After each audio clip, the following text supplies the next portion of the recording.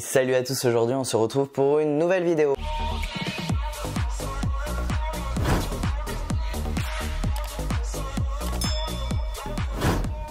Salut tout le monde, j'espère que vous allez bien. Aujourd'hui on se retrouve pour parler de un truc plutôt sympa.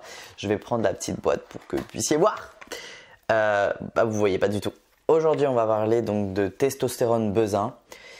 Comment l'obtenir et quelle est la différence avec androtardil. Je vais pas pousser énormément la vidéo, mais c'est juste pour expliquer dans les grandes lignes. Androtardil c'est bien pour commencer. Au long terme, ça devient très épuisant, surtout pour moi en tout cas personnellement, parce que j'en avais marre de faire des injections. Donc je vous parle aussi de mon parcours en parallèle, mais personnellement ça fait bientôt 8 ans et franchement faire les injections toutes les 3 semaines c'est devenu pesant. C'est plus comme avant, hein. C'est sûr qu'avant on est content de commencer, voir les évolutions. Moi je vois plus d'évolution parce que ça fait 8 ans, j'ai déjà évolué, donc j'ai eu ma puberté. Maintenant je grandis comme n'importe quelle personne et tout ce que je veux c'est un taux de testostérone qui fasse pas les montagnes russes et donc ma fatigue et ma nervosité on va dire fassent des oscillations. C'est très pénible pour moi, surtout la fatigue, donc voilà. Donc il existe Nebido que bon nombre de personnes connaissent, mais comme vous le savez, Nebido n'est pas remboursé par l'ALD, la CPAM et votre mutuelle. Donc n'est pas prise en charge. Donc en fait, si tu veux si tu voulais du coup être plus stable sur ces choses-là, faire des injections plus rarement, eh bien il fallait payer le prix fort entre 110, 150, 100, 170. C'était quand même assez onéreux, c'était 4 injections plus ou moins par an. Mais voilà, fallait avoir le budget. Personnellement, je n'avais pas le budget parce que voilà, je vis tout seul, donc je vais pas balancer ça. C'est un peu cher pour moi et j'ai d'autres dépenses à faire ailleurs. Donc du coup, c'était pas possible pour moi, mais j'en avais très envie. C'est vrai que cette année, j'ai hésité à prendre des bidons et en fait, à ce moment-là, j'ai entendu parler de la testostérone besin et du coup qu'elle est potentiellement remboursée. Donc j'ai préféré attendre, prendre sur moi et voilà, c'était peut-être une bonne chose. Donc maintenant que vous savez un petit peu pourquoi, un peu mon histoire, je vais vous expliquer donc la différence entre androtardil et testostérone besin dans les grandes lignes, sans rentrer vraiment dans le détail non plus. Androtardil c'est un traitement, donc c'est une petite fiole de 1 ml qui s'injecte donc à fréquence de toutes les 2 semaines ou toutes les 4 semaines ou toutes les 3 semaines, enfin entre 2 semaines et 4 semaines. Donc voilà, suivant votre taux, suivant aussi combien de millilitres vous injectez, enfin combien 0,5, 0,7 ou 1 millilitre, aussi ça diffère et puis suivant les personnes, tout ça. Donc voilà, donc on joue sur le nombre de millilitres et on joue sur la fréquence. Voilà, mais c'est quand même des oscillations qui sont quand même compliquées parce que en fin d'injection, on est souvent très fatigué. Enfin, personnellement, c'est ce qui me ressort, très fatigué, très psychologiquement épuisé. Je peux être triste, mélancolique, voilà. Donc c'est pas forcément les bons moods. La 3e semaine pour moi c'est pas terrible. Donc il faut pas trop qu'il y ait de choses qui arrivent dans ma vie à cette période-là. Donc voilà. Donc pour moi c'était devenu surtout et donc à contrario donc testostérone besin qui est en fait le générique de Nebido. Donc ça veut dire quoi un générique? Ça veut dire juste un médicament remboursé à 100%. Donc on adore cette idée. Voilà, donc comme je vous ai dit, Nebido, moi je voulais y passer, mais quand j'ai entendu parler de testostérone besin, je me suis dit bon, on va peut-être prendre un peu sur soi et comme ça je pourrais avoir les ampoules gratuitement. Donc si vous ne connaissez pas Nebido, En tout cas, Nebido, Bezin, c'est la même chose. Donc, le traitement, c'est 4 millilitres. Donc, je vais pouvoir vous le montrer parce que je l'ai faite hier, je crois, ouais. Donc, ça, c'est l'ampoule. Alors, attendez, on se fait un petit focus. Voilà, ça, c'est l'ampoule. Donc, cette ampoule, en fait, c'est 4 millilitres. Donc, c'est 4 fois la dose d'Androtardil. Autant dire une bonne dose.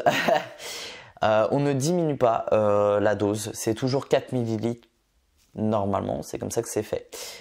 Après, s'il y a des gens qui font d'autres trucs, je sais pas, mais en tout cas c'est prescrit comme ça, c'est 4 millilitres. Et après, on joue sur la fréquence. Ça se injecte entre les 10 à 14 semaines. Donc c'est quand même bien, hein, parce que comme tu dirais que j'en avais marre de le faire toutes les 3 semaines. Et en plus, personnellement, moi, ça va être toutes les 14 semaines. Donc, pour mon plus grand plaisir, espacer encore plus les semaines. Wouh! Donc voilà. Donc en fait, c'est surtout l'espacement en fait des semaines parce qu'en fait, c'est une diffusion lente. Donc ça va se diffuser lentement dans ton corps et donc du coup, ça va durer plus longtemps. Donc c'est top.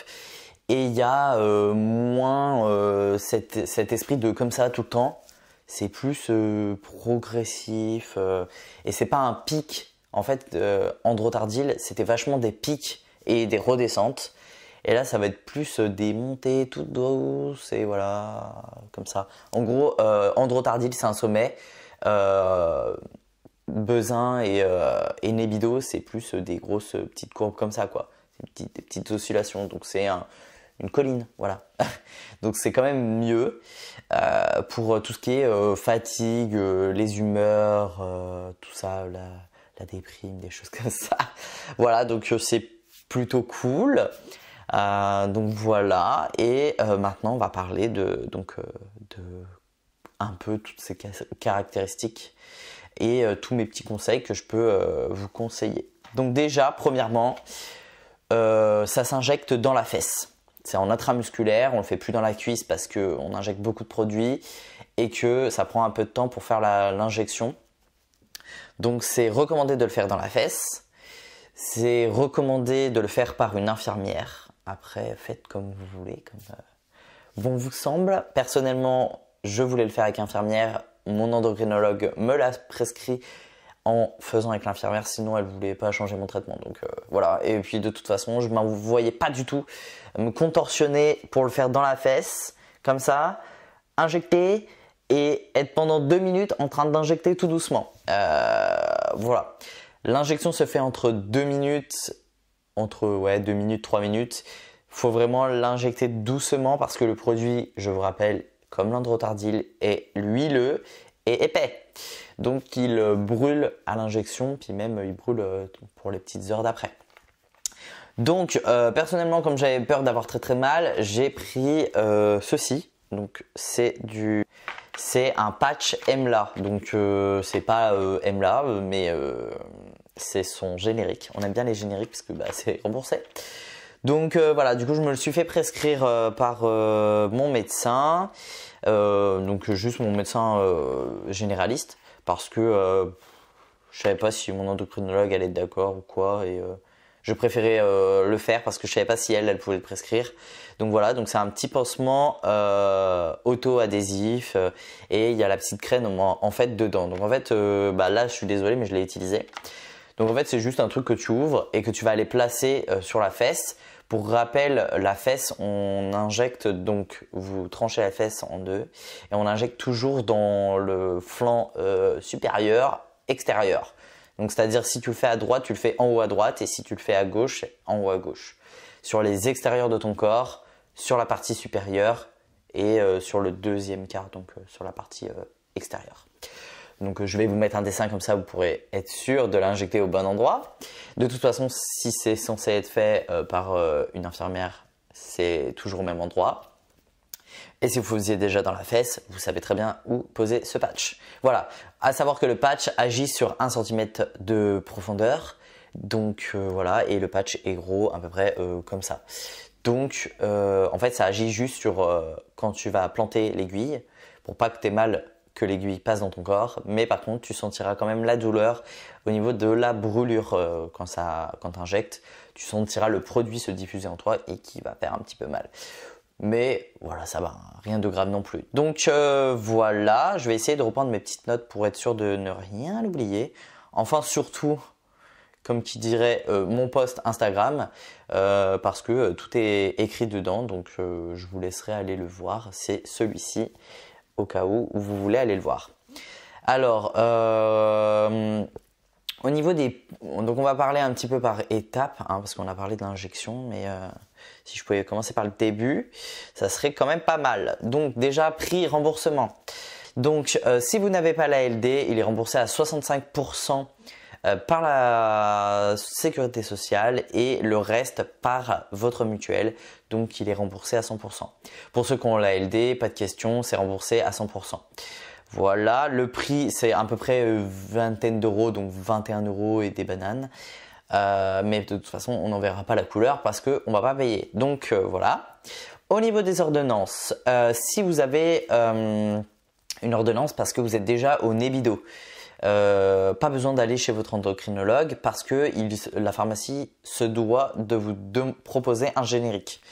Donc vous n'avez même pas besoin de refaire d'ordonnance. Pour ceux qui étaient sous Androtardil, vous allez devoir donc faire une nouvelle ordonnance. Donc allez revoir votre endocrinologue avec un bilan sanguin et en discuter avec cette personne.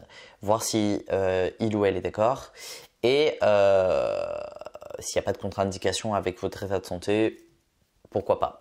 Si là dans les prochains temps, peut-être que les pharmacies sont pas encore à jour et donc du coup ne trouvent pas dans leur base de données le traitement. En fait, il suffit simplement qu'ils appellent le grossiste et qu'ils le commandent. Voilà, je pense que dans les prochains mois, ça sera réglé. Personnellement, moi je suis allé à la pharmacie à Lyon et il n'y a eu aucun problème, ils l'ont trouvé directement. Donc voilà, donc en fait vous allez à la pharmacie, donc hop, on va prendre ma petite boîte. Ils vont vous donner la petite boîte ainsi que le patch si c'est quelque chose qui vous intéresse. Personnellement, j'avais pas envie de me prendre la tête. Une fois que vous avez ça sur votre ordonnance, vous avez aussi l'ordonnance fait par un infirmier ID de l'État. Donc voilà. Vous prenez rendez-vous avec cet infirmier ou infirmière et vous pouvez le faire à domicile ou aller le faire en cabinet. Personnellement, je suis allé le faire en cabinet parce que j'ai déjà mon infirmière. Ça se passe très très bien. Ce patch, il faut le mettre 1 heure avant l'injection. Voilà, personnellement, j'avais pas eu le temps, donc j'ai pu le mettre que 30 minutes avant. Donc ça a fonctionné, hein, j'ai pas senti. Donc en fait, tu sens même pas la piqûre. Donc c'est trop bien. Parce que j'aimais vraiment plus ça, donc trop bien. Voilà, l'injection se fait très très doucement parce que c'est une diffusion lente. Enfin, il faut le diffuser lentement. Mais d'ailleurs, je vais même vous mettre mon post. Comme ça, vous allez pouvoir voir tout ça. Si vous avez commencé avec Androtardil et que maintenant vous voulez passer au testostérone bessin, il va falloir faire une petite transition. Alors en fait, pour ceux qui diront oui mais moi il m'a pas dit de faire ça, c'est écrit dans la notice. Donc nous allons déplier la notice qui est quand même assez conséquente. Je vous rassure, je lis pas tout ça moi. Alors je vous laisse regarder. Pour les débuts de traitement, hop, ici vous voyez 6 mois, 6 semaines. Donc c'est-à-dire qu'en fait, vous allez faire votre première injection, comme moi j'ai fait là hier. Et 6 semaines après, on refait une injection pour que le corps en fait s'habitue et comprenne qu'on transitionne. Et à partir de cette deuxième injection, ça sera toutes les... moi personnellement c'est toutes les 14, mais d'autres ça sera 10 ou 12 suivant les taux. Et il y aura des analyses de sang à faire dans l'année pour que votre endocrinologue puisse les recevoir et vous appeler si besoin d'ajuster, diminuer, augmenter la fréquence. Parce qu'on ne change pas le dosage, la dose d'injection. Pour tout ce qui est avantage de la testostérone bessin comparé à Androtardil, donc en fin de cycle on sera plus autant fatigué qu'avant parce que ça va être plus lissé, donc ça va être cool. On n'est plus, en tout cas on sera pour l'instant, plus rupture de stock à chaque fois parce que Androtardil c'était ça.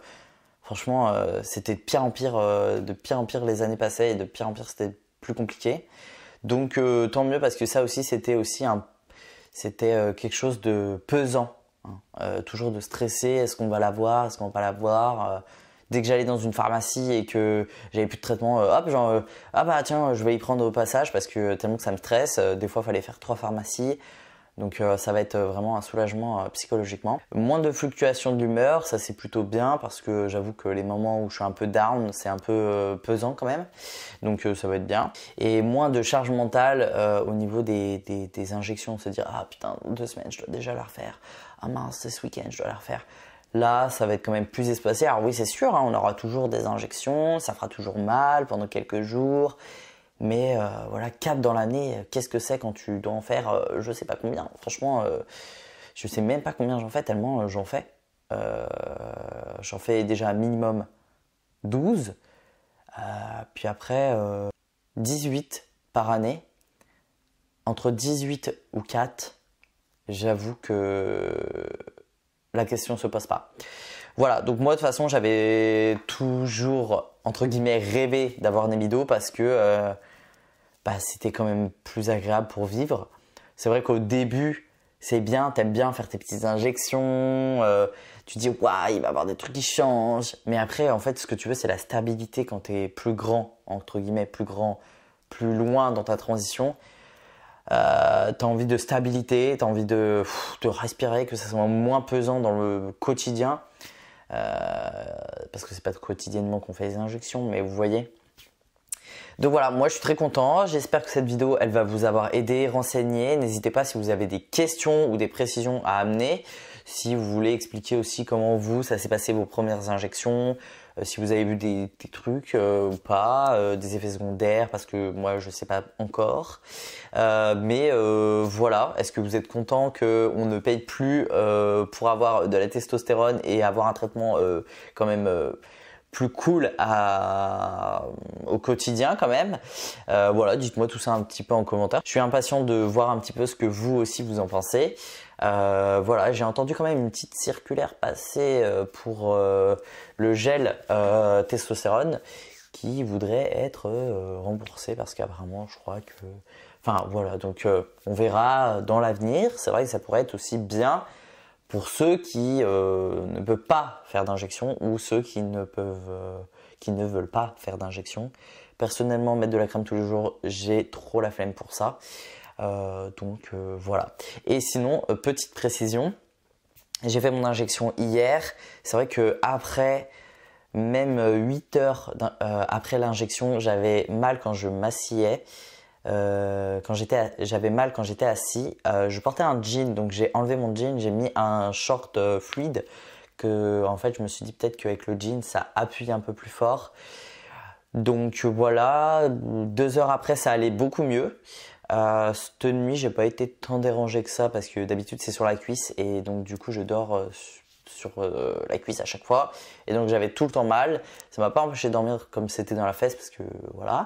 Je fais une petite aparté là dans la vidéo tout simplement pour vous dire un petit peu mon ressenti. Ça fait presque du coup 6 et 6, 12. Donc ça fait 12 semaines que je suis sous Bezin et ça se passe vraiment bien. Franchement c'est tellement mais génial en fait. Genre l'autre fois j'y ai pensé, je me suis dit waouh putain mais en fait ça fait 50 ans que je n'ai pas fait d'injection. C'est quand? Et je regarde en février. Genre trop bien. Trop bien parce que y a plus besoin d'aller à la pharmacie tout le temps, y penser, se dire putain t'es là, c'est le dimanche soir et t'es au bout de ta vie parce qu'il faut faire l'injection. Voilà quoi. Donc du coup là je suis bien content parce que bah, j'ai plus besoin de le faire si souvent que ça. Et en vrai, après les injections, ça va pas si mal que ça.